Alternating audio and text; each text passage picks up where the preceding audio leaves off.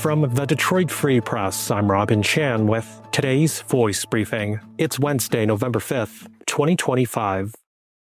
Detroit voters not only made history, they did it in one of the most decisive ways we've seen in a long time. I'm ML Elric, on-guard government watchdog columnist at the Detroit Free Press, and City Council President Mary Sheffield will become the first woman to lead the city in its 300-year history.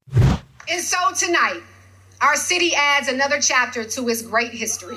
75 mayors have led this city. Not one has been a woman.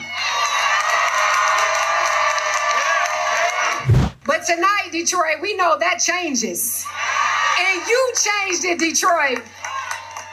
Sheffield beat Solomon Kinloch in the Detroit mayor's race by a margin of 77% to 23%. It is a stunning victory and something we'll be talking about at freep.com and in my latest On Guard column. Please check out the Free Press, and thanks for subscribing. Without your support, we can't cover these big stories.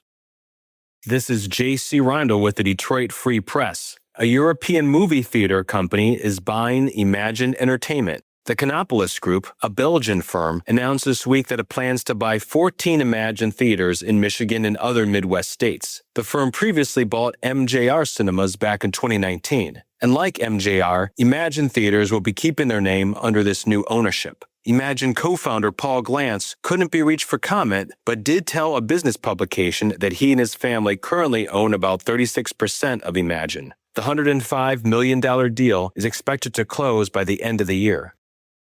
From the Detroit Free Press, I'm Darcy Moran. Oakland County officials won't bring charges in connection to a fatal West Bloomfield house fire in which 3 children were trapped and died. Hannah, Jeremiah, and Jacob Oliora died in February 2025 after the eldest child called 911 to report a fire with no way out. The children were 16 years old, 14 years old, and 12 years old. The parents of the children told police they placed extra locks on their doors, requiring a key to exit, and also secured their windows to prevent unannounced exits by their middle child. That middle child, Jeremiah, had autism and a history of leaving unannounced. That behavior is not uncommon in the autism community and can be deadly. Officials have now told the Free Press that the Michigan Department of Health and Human Services instructed the family on securing the home. The details we have about those conversations are included in my latest story on this topic at freep.com. In the meantime, both the prosecutor's office and police spoke of not blaming the parents, saying they did all they could in a tough situation. Police reports obtained by the Free Press show the mom had to be restrained from going into the burning home, and they tell us more about the circumstances and what was known about these children. Check out my story at freep.com.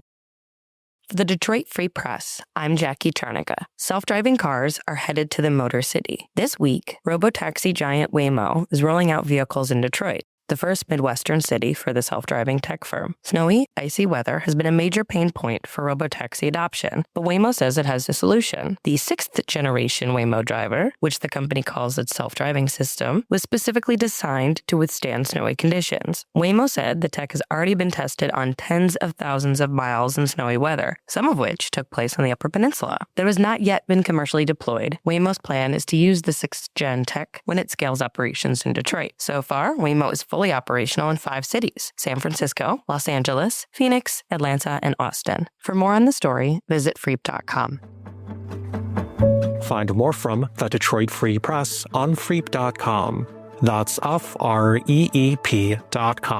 Thank you for listening, and you'll hear more from us tomorrow.